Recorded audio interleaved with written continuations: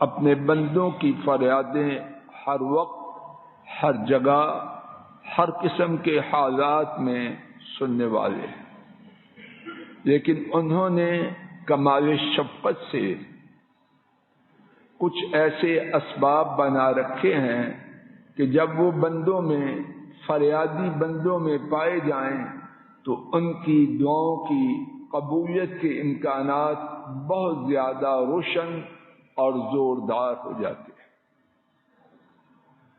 گزشتہ کچھ خطبات جمعہ میں اللہ مالک کی توفیق سے اس سلسلے میں ٹوٹی پھوٹی گزارشات عرض کرنے کی حقیر سی عاجزانہ کوشش کی گئی۔ آج بھی اللہ مالک کی توفیق سے اسی حوالے سے کچھ بات کرنے کا عاجزانہ ارادہ لے کے آیا۔ اللہ کرے کہ کہنے والے کی نیت خالص ہو جائے اور وہ بات کہی جائے اور سنی جائے جس سے کہنے اور سننے والے حضرات و خواتین کو دنیا و آخرت میں تصور سے زیادہ فائدہ ہو جائے۔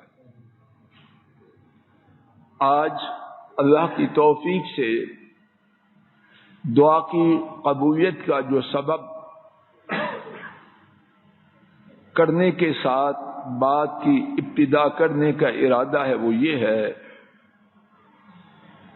کہ اللہ کریم بندے سے اس بات کو بہت زیادہ پسند کرتے ہیں کہ انہوں نے جو فرائض، جو واجبات اپنے بندوں پر فرض کیے ہیں، واجب کیے ہیں، بندہ ان کے ادا کرنے والا بن جائے، اور پھر اس کے ساتھ ساتھ نفلی عبادات زیادہ سے زیادہ کرے۔ آئیے امام بخاری رحمہ اللہ کی سیدنا ابو ہریرہ رضی اللہ تعالی عنہ کے حوالے سے حدیث شریف کا کچھ حصہ سنتے ہیں۔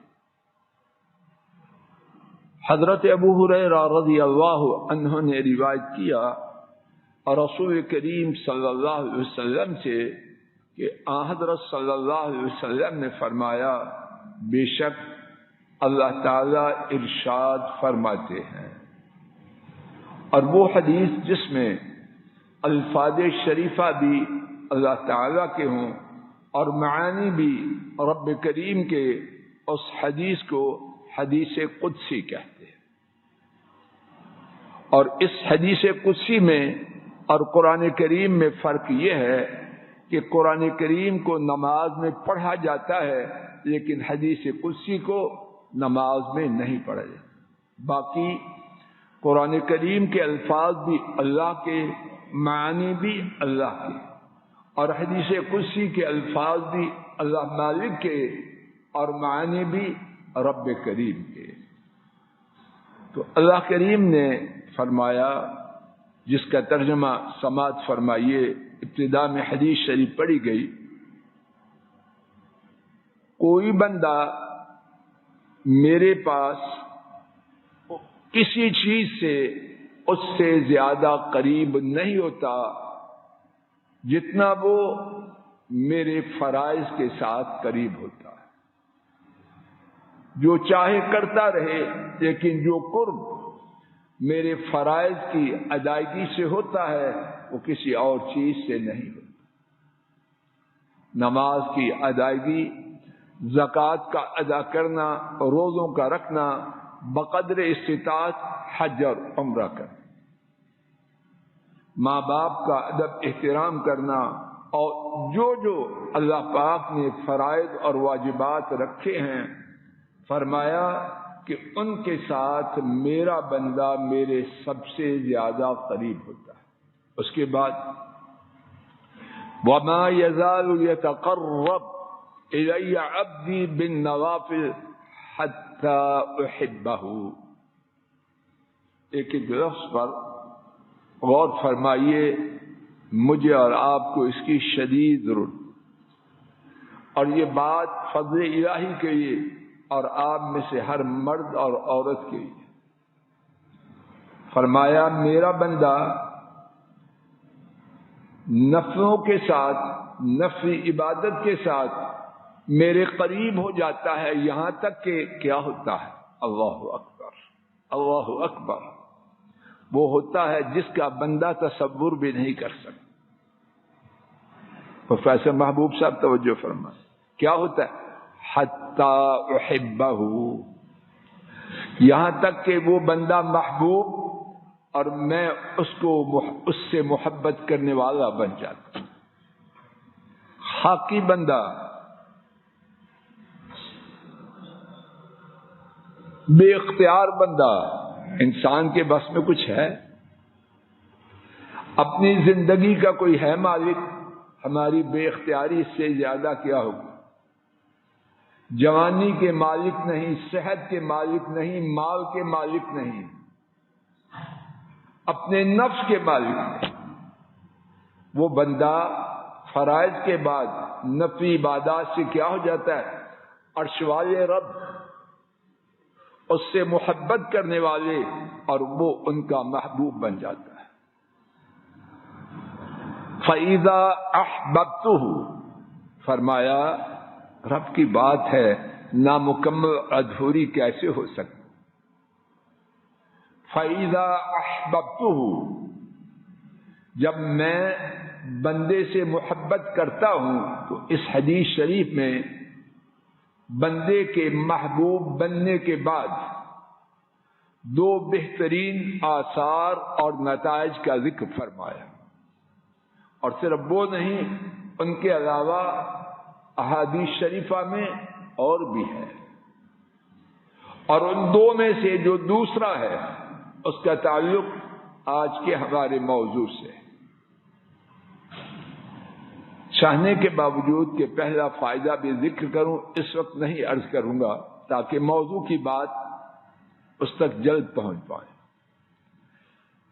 دوسرا فائدہ یہ بتلایا، اچھی طرح غور کریں، وَإِن سَأَلَنِي لَأُعْطِيَنَّهُ وَلَئِنِ اسْتَعَاذَنِي لَأُعِيذَنَّهُ۔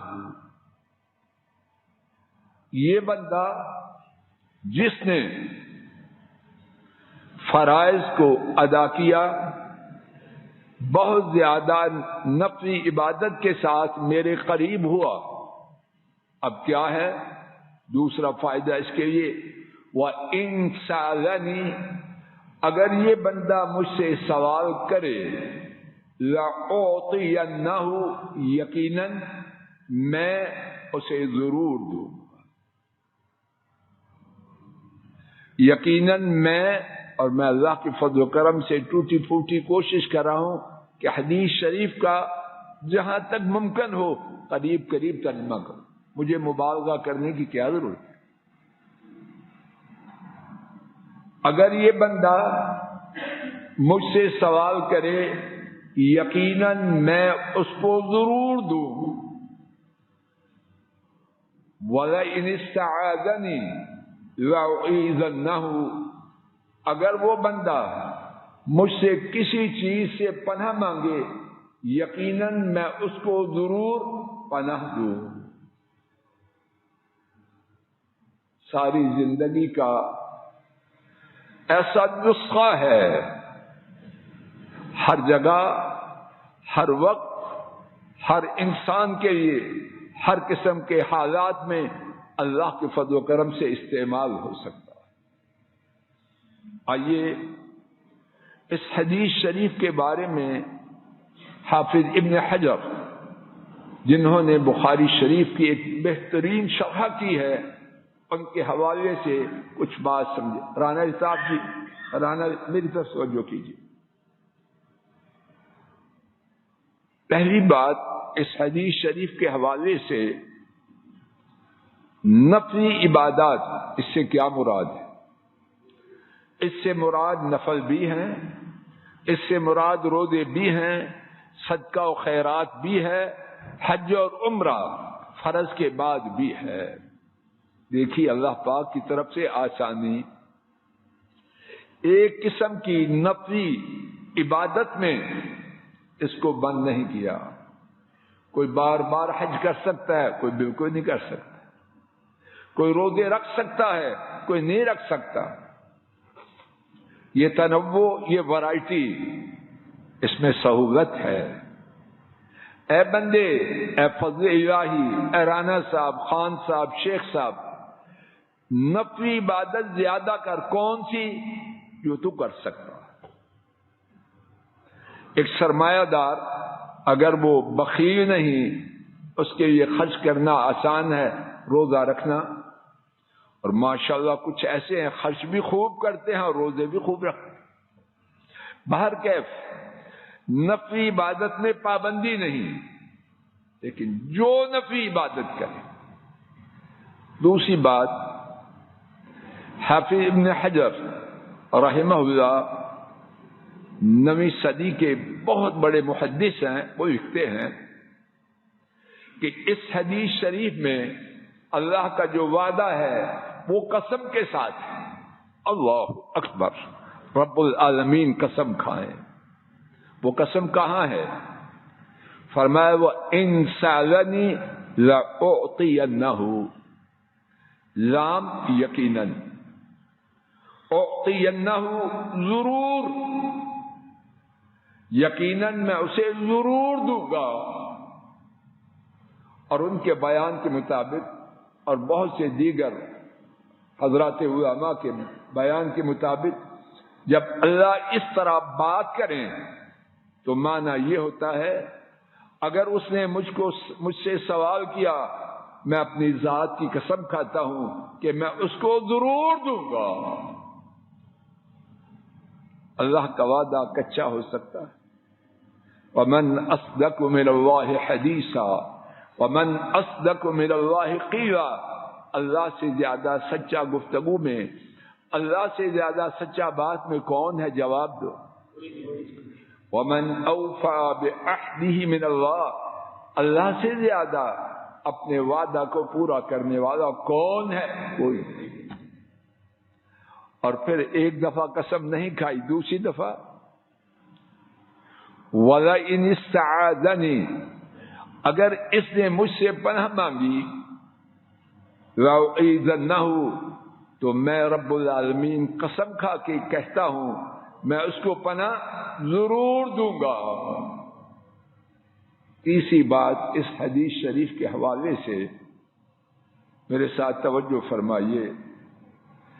دنیا میں آپ یا کوئی بندہ جو کچھ مانگتا ہے وہ ان دو اقسام سے باہر ہے، کھوکر صاحب جی، یا پانا چاہتا ہے یا چھٹکارا چاہتا ہے۔ پڑھے لکھے لوگ اور کاروباری ہیں، برشتہ صاحب کوئی تیسری صورت ہے نکال لو، نثار صاحب۔ اللہ کی بات، ایک سطر میں سمندر بند کر دیے، میں آپ جو چاہتے ہیں، جو فریاد کرتے ہیں، ان دو قسموں سے باہر ہے؟ مسعود صاحب ہے باہر؟ یا مانگتے ہیں یا پناہ مانگتے ہیں؟ سبحان اللہ۔ تو کون سی وہ مراد ہے جو اس نسخہ مبارکہ پر عمل کر کے پا نہیں سکتا؟ کون سی وہ مصیبت ہے جو اس مبارک وظیفہ کو پکڑ کر اس مصیبت سے چھٹکارا نہیں پا سکتا؟ لیکن افسوس، بہت سے کہنے والے اور سننے والے مرد اور خواتین کیا اس نسخہ پر عمل کرتے ہیں؟ اللہ مجھے اور آپ کو اور میرے ایسے نکموں کو ہدایت دے۔ ایک بڑی تعداد فرائض سے تنگ ہے،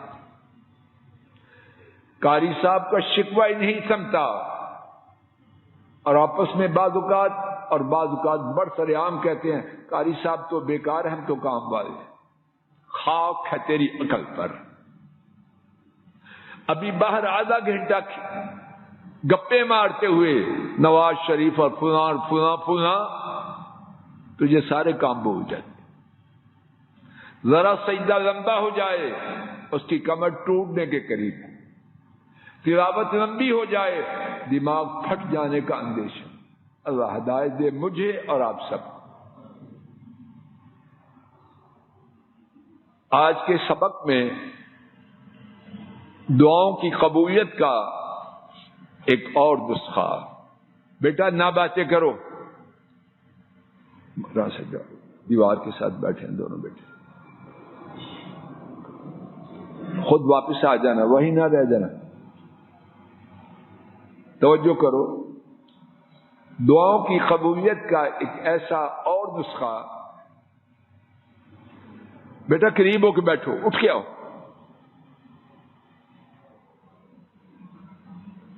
بیٹا باغ میں تو نہیں نہ آئے سننے کے لیے آئے، اٹھو.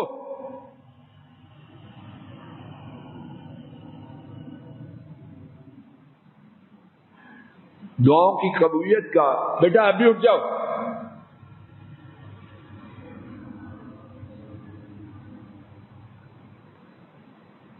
نیک اعمال کرنا، اس سے دعائیں قبول ہوتی ہیں. اور کچھ نیک اعمال ایسے ہیں، اچھی طرح توجہ فرمائیں. اور سب سے پہلے میں ناکارہ توجہ کروں، مجھے بہت ضرورت ہے اور میں سمجھتا ہوں ہر ایک کو ضرورت. نیک اعمال کرنے سے اللہ کے فضل و کرم سے آسمان کے دروازے بندے کے لیے کھل جاتے ہیں. اور کچھ نیک اعمال ایسے ہیں جن کا خصوصی طور پر ذکر ہے. آئیے آج کے سبق میں صرف ایک حدیث شریف کے حوالے سے 3 ایسے اعمال سنتے ہیں کہ رب ذوالجلال ان کی برکت سے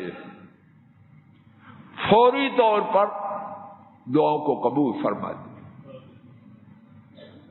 اور یہ بات میری جانب سے نہیں، جناب نبی کریم صلی اللہ علیہ وسلم کی طرف سے صحیح بخاری میں روایت کردہ حدیث سے ثابت ہے. خلاصہ پہلے سن لیجیے. ان 3 میں سے پہلا عمل والدین کی بھرپور خدمت کرنا. والدین کی بھرپور خدمت کرنا. نمبر 2، برائی کا موقع میسر آنے کے باوجود، بدی کا برائی کا موقع میسر آنے کے باوجود اس سے بچ جانا. اللہ کو بڑا پسند ہے یہ کرو. اور تیسری بات، اپنے ماتحت، اپنے زیر دست لوگوں کے حقوق کو پورے کا پورا ادا کرنا.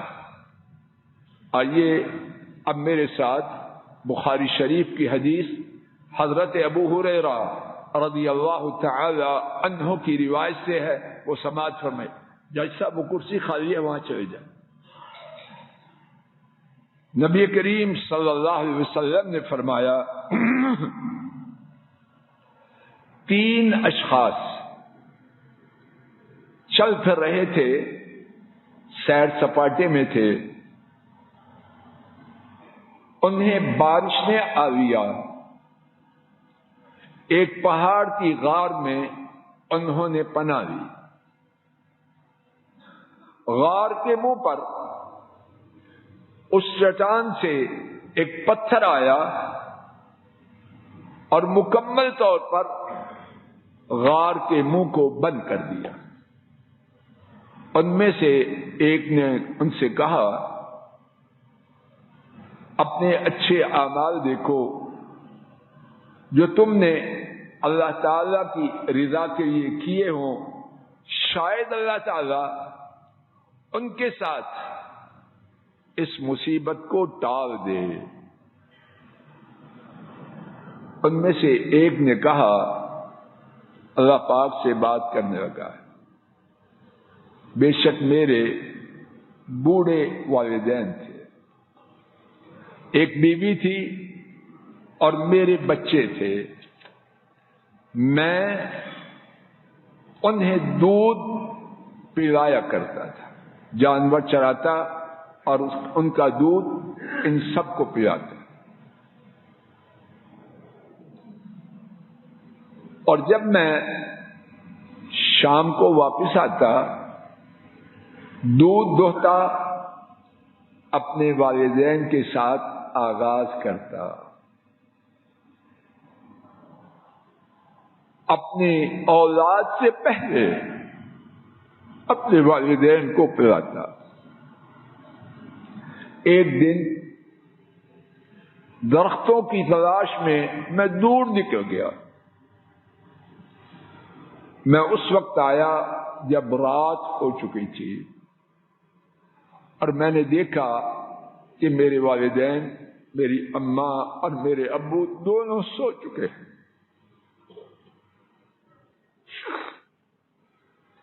میں نے دودھ دوا، جس طرح پہلے دودھ نکالا کرتا تھا، پیالہ لیا،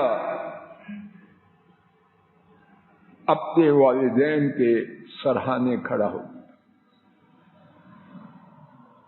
میں اس بات کو ناپسند کرتا تھا کہ میں انہیں نیند سے بیدار کروں، اور میں اس بات کو بھی ناپسند کرتا تھا کہ اپنے بچوں کو والدین سے پہلے دودھ پلاؤں۔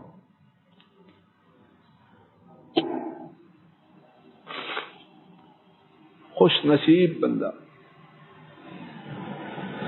اس کا دستور کیا تھا خان صاحب؟ پہلے والدین، بعد میں بچے۔ اس رات والدین سو چکے ہیں، کیونکہ اس کی آمد میں درختوں کی تلاش میں تاخیر ہو گئی تھی۔ اب دودھ کا پیالہ ہاتھ میں ہے، والدین کے سرہانے کھڑا ہے، کیا کرے؟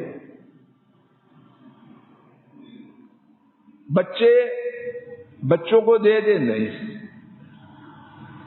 اور اس شخص نے، مبارک شخص نے بیان کیا کہ بچے بھوک کی وجہ سے چیخ اور چلا رہے تھے۔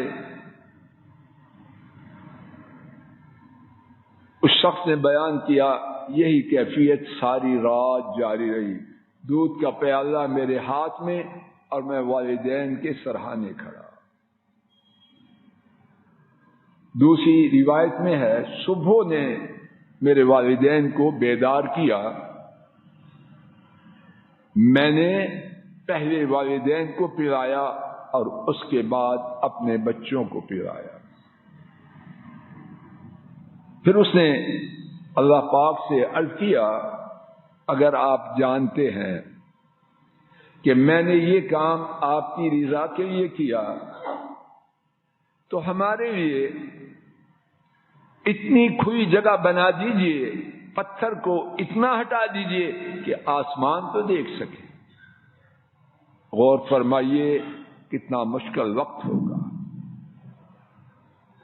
غار میں، اور غار کا منہ بند، کسی کو پتا نہیں کہ 3 لوگ کہاں ہیں، اور تب نہ سیٹلائٹ تھے، نہ موبائل تھا، کچھ بھی نہیں تھا۔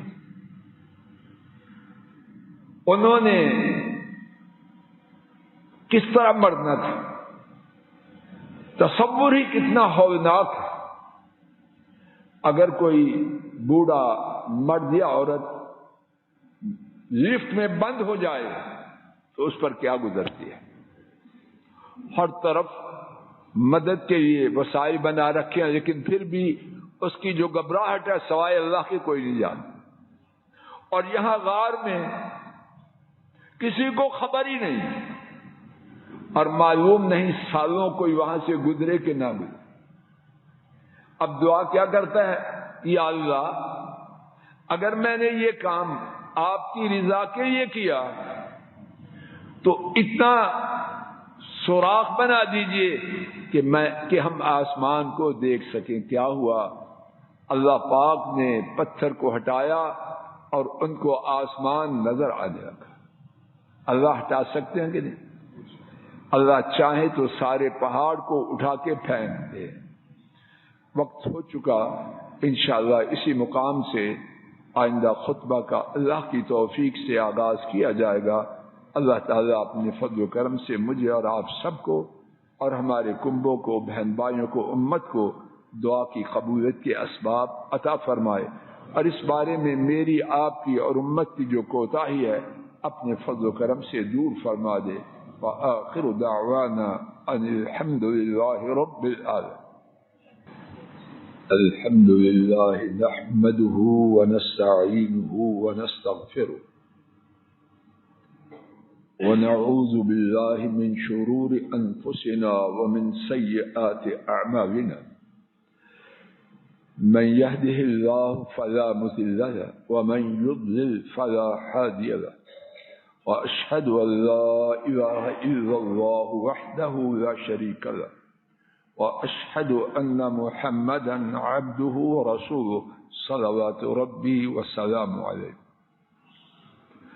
آج کے خطبہ جمعہ میں دعا کو قبول کروانے کا پہلا سبب یہ عرض کیا گیا کہ فرائض اور واجبات کی پابندی کے ساتھ زیادہ سے زیادہ نفلی عبادات کرنا یہ بندے کو اللہ کا محبوب بنا دیتے ہیں، اور جب بندہ اللہ کا محبوب بن جائے تو پھر اللہ کریم کا وعدہ ہے جو مانگے گا یقیناً اسے ضرور دوں گا، اور جس سے پناہ مانگے گا یقیناً اس سے ضرور پناہ دوں گا۔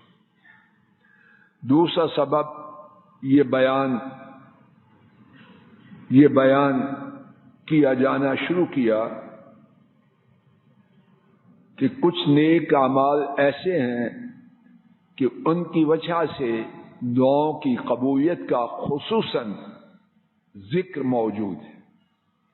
ایسے ہی 3 اعمال میں سے ایک عمل والدین کی خدمت کرنا، اس سلسلے میں انشاءاللہ الرحمن بقیہ گفتگو آئندہ خطبہ جمعہ میں کی جائے گی۔